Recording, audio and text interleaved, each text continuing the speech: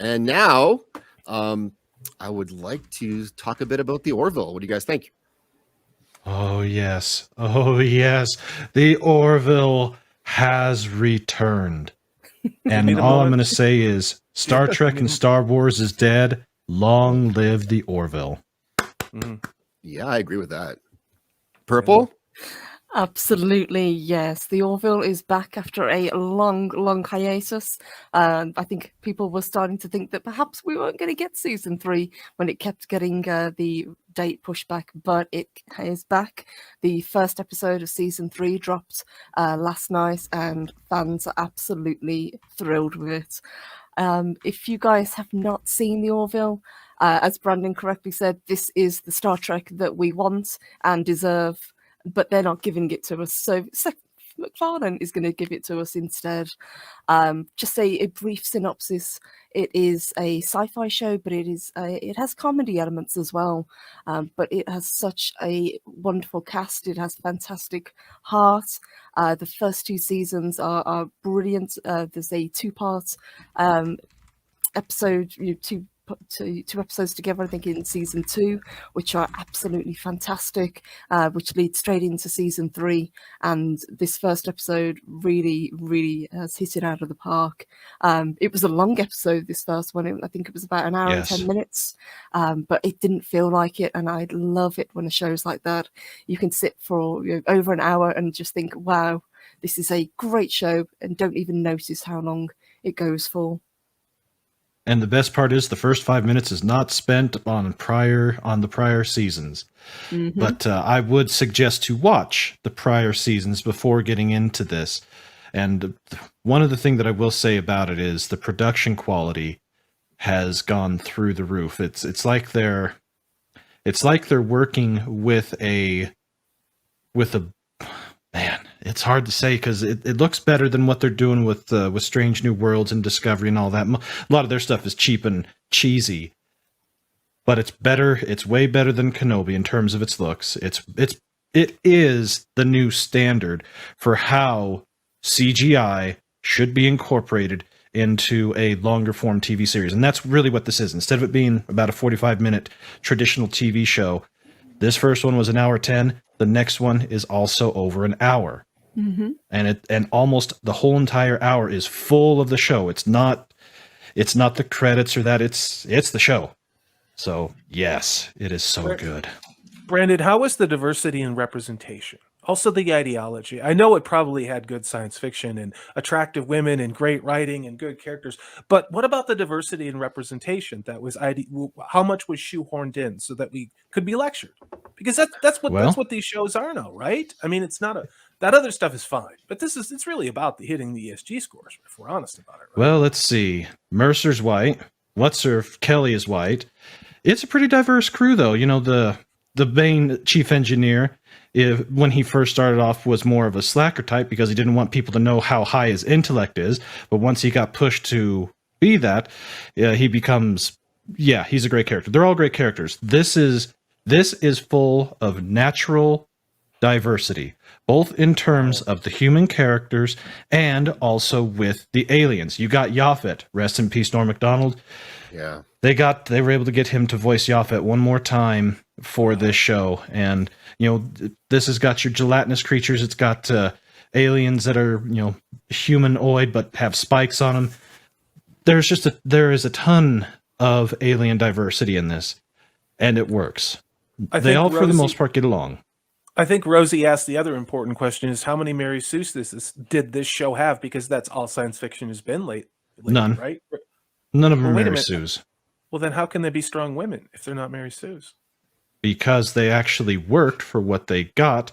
They don't take crap from anybody, but they're not so OP and so I'm the bestest ever types to where they will run over the guys. Everybody knows their place. Everybody gets along. And even, let me tell you this. There is a new character, a young ensign who has the ability to think, as John puts it, in 4 dimensions. She's very quick hand-eye coordination, and can see and visualize things spatially better than anybody in the crew. And in the first episode, you see the baggage that she comes with because the ship that she was on from the end of the second season was destroyed. And she has her emotional issues, but she pretty well fits right in with the rest of the crew. And with some crew, she gets along very well, and with the Kalon, she does not. But by the end of the show, you'll see some good character growth, both with the real people and with the artificial intelligence people. That's fascinating. It sounds like somebody had talent in writing a show and wasn't just trying to hit checkboxes. Yeah, Seth MacFarlane, because he's not an asshole. I hate to put it any other way, but he really isn't. He has the love of Star Trek because he was in it. That's his thing. He loves the TNG type of era. He's a big Star Wars nut. We all know the history with him doing Star Wars for Family Guy, and then also doing it with Seth Green on Robot Chicken. He has the love. He has the respect. He may have his silly side and his comedic side to him, but with this, it has been toned down. And I learned something today about the Orville that I did not know before. When Fox asked him to come up with something, they originally wanted Family Guy in space. And Seth MacFarlane was like, no, I want Star Trek. So he gave them more Family Guy-ish type humor in the Star Trek, and then toned it way back to where it is now. Right now, where it's at is probably the best that it will be. I don't mind, the dick jokes, the fart jokes, and all the other stupid stuff, but it just doesn't fit within a show that's trying to take itself at least reasonably seriously. So once they cut that down and limited it, it took off. I thought the second season was vastly better than the first one, and the first one was phenomenal. But Brandon, there's no lightning fast 10-year-old to tell people what to do on the show. You're right, how can they make decisions? It's impossible. It's got to be. Because they're adults, and Seth MacFarlane's the captain. Although I will say this. The one character, Dr. Finn, who is played by Penny Jones, who also was in Deep Space Nine. There's tons of callbacks to all that, but she has two sons. One of them is let's say almost a teenager, and the other one now is a older teenager, and they know their place. And what I mean by that is they're not trying to dictate how everything works. They're kids. They're dealing with kid problems. They're not trying to be thrust into adult problems, or for the most part, adult type situations, with the exception of the older kid. The older kid, if you watch the first episode, you'll understand what he does and the consequences of him doing that. And it plays out more realistically like it should within the confines of a sci-fi show. Purple, you got something for me? Yeah, but Brendan pretty much covered everything, but it's a great show. I would highly recommend. Okay, I've got a couple of donations to read out, and I owe Brandon a video still. I got $1 from Salty Texas C, and he says unsubscribe from Flaccid Phoenix, which is good advice. Please do that. I just crossed 500 subs, so please get him back down under 500. Let's get him down back after 500. Let's go, folks. I believe in you. You were so cute when you were at 69. Hey, ooh, back. You want me? No, I don't want that visual. Okay. I don't want that visual. I'll do whatever. Yeah. And Silverlock for $5 says saying hi before bed. Thank you very much, Silverlock. And Daniel for $4.20. Seth MacFarlane is a Gene Roddenberry, just as Peter Jackson was to J.R.R. Tolkien. Well said. And I have videos I've got to pay back here, so I'm going to do that. So first for Brandon, I think that I think I know what he wants to see. So got to give him what he wants.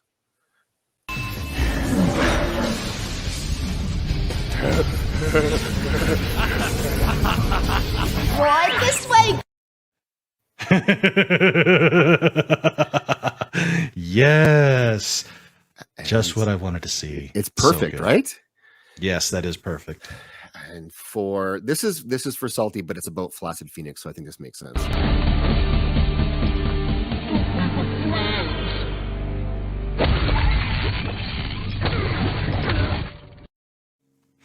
Did not did not need to see that again, but thank you. And Thank you everyone very right much. now should be smashing that like button, just like Nicolas Cage is smashing that gorilla head up against that urinal. Mhm. Please, everybody. And for Silverlock, let's do this one. Kills men by the hundred. And if he were here, he'd consume the English with fireballs from his eyes and bolts of lightning from his arse. You're welcome, Aleja. Oh, what a great movie. I don't like you. Oh, At all. hey, no, Don't like you. no, don't say None that. of that happened. It's all very accurate, and it was an Australian who was there at the time who told Yeah. me. Untamed Mando, Untamed Life. That was actually from the Nicolas Cage movie, Willy's Wonderland. Mhm. Highly recommend it. And then for Daniel, oh yeah, here we go. This is easy. You give Frost a message from me. You tell him it's open season on all suckheads. There we go. That was such a good That movie. was such a good movie. I saw that in the theater. I saw What's it a twice in the theater. What's a So suck good. ant? A suck ant? Suckhead. Suck hit. Oh, I think you Suckhead. said a suck ant. I was like, what's a suck ant? I think that would be There's awesome. a certain category of adult entertainment, Flaccid, and never mind. This is Zaxx show. This is not to be confused with your suck uncle. Okay, a suck aunt is not like that at all. All right, Dude, thank you. dude, Aleja's Taking face notes. with my joke was totally worth doing that. Yeah, I watched your face. Yeah, I know. Leave. And we have an update from Matt. Unbearable 73 says, I just remembered to turn on the NBA Finals on another window to see if Amazon's Rings Oh. of Failure trailer happens. I'm trying to do that too, but Matt, hit me in the chat, hit me on the Twitters, and because I can't do more than like one thing at once, and that sometimes not even very well. So thanks, Matt. Oh, Purple, can I ask you about the Orville and what brought you to it? Like, what brought you to that show, and why did you choose that to talk about tonight? I just wanted something positive to talk about. It was something that a lot of people were looking forward to for a long time, and it had a great track record. It's as I said, it was the Star Trek that people wanted. Whereas Star Trek has become very dystopian, very dark, this is still light-hearted and hopeful, and they managed to weave in the comedy with the drama, and it works. It just works really well. You know what? I heard the word of mouth about it, and I gave it a try when it was already into season 2.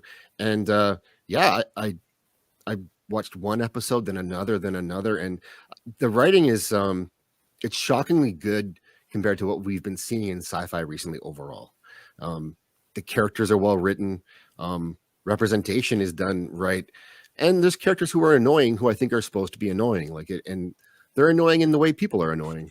So it's and it's sci-fi, but they talk about real. It's not just science fiction stories being told. It's like Star Trek was. They talk about real life social issues and frame it in a sci-fi setting.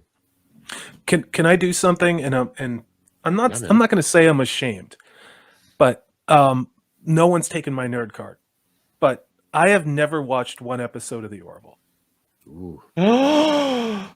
Stop. Shame. Stop. That you need to What I- rectify that, my friend. What I You need want to rectify that. what I'm going to do is I want Purple Valkyrie to do her 45-second elevator speech on why I should find an alternative way to get Hulu to watch The Orville after I've been so disappointed by virtually everything science fiction that's come out recently, including what was my favorite show, The Expanse. You know?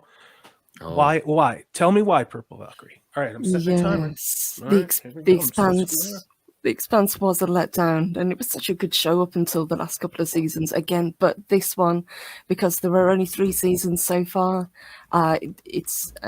because they've been so set apart, they really do care. Seth McFarlane loves this TV show, so much so that they were trying to get him to focus much more on Family Guy, and he was getting very frustrated because he wanted to do the Orville. He wanted to bring this back to the fans because he knew how much it meant to people.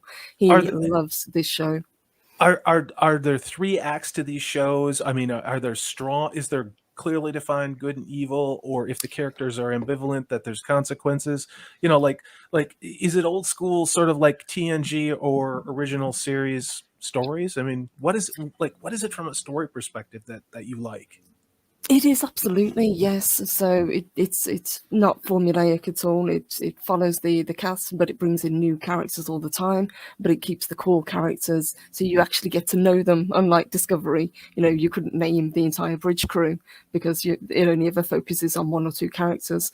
With the Orville, you get to know all of them over the course of the series, and you get to know their interactions, what they like, what they don't like, and how even they fall out with one another, but they still work together. And through all this, Ed Mercer, which is McFarlane's character, is kind of bumbling his way through. He's trying his best to keep his crew together, but sometimes he fails, and that's a great way to have a lead. That sounds cool. So how are the special effects, as far as is there space battles? I mean, if I sound like I'm a noob, it's because I am. But Purple Valkyrie, like, how are the space battles? Is there anything like that? Is there like a spooky, creepy ass alien species? And yes, I know, comic creator, I committed blasphemy. That's fine. Yes. And I don't need it from Harley Dave too. You do. All right, sorry. Go ahead, Purple Valkyrie. I'm just getting my ass handed to me in this show. Yeah, there is absolutely fantastic space battles, especially in this first episode for season 3. This is pretty much what it starts out with, but the CGI looks great. The effects, the makeup effects on a lot of the alien characters that they have looks wonderful, and even the completely CGI character looks believable, which isn't easy to do a lot of the time. But they really do manage to weave these characters together, and they belong there. Do you agree? And this is what kept me away from the Orville, is I didn't need any more ironic, weird fart joke science fiction. You know, don't get me wrong, I really did like that movie, the one that made fun of Star Trek. I can never remember the name of it. That Space Sigourney Quest. Weaver. Thank you. And that's what kept me away. You know, and I'm like, I want good science fiction. And is this true? No, this Purple Valkyrie, is it like that? Does it get better? I mean, is there humor throughout it, or how would you describe this as far as science fiction goes? It is a science fiction show first and foremost, but there is comedy elements woven through it because that's kind of it's more light-hearted, but there is very serious tone to it as well, especially later on in season 2, with what happens with the main antagonists, which are called the Kalons, when they're introduced, and it's real life or death situations that get brought in. But it's not a parody as such, whereas Galaxy Quest was pretty much a love letter, but a parody of Star Trek. This is more of a homage. This is what Star Trek should have been had they continued with people who actually loved Star Trek rather than people who clearly don't like it. Do we need to Bingo. set And up that's right, it was Galaxy Quest, not Space Quest. Space Quest is a satirical computer game from way back in the day. I remembered There we that, go. though. I think that might have been one of the cassette tapes from the VIC-20 we used to have. I think you should set up a poll in your own channel and say, is execution too harsh for me not having watched the Orville? Brandon, I mean, is execution too harsh? Can I just be, be given a cocktail and sent to bed 1,000 like Hail campers? Marys and whippings with a wet noodle.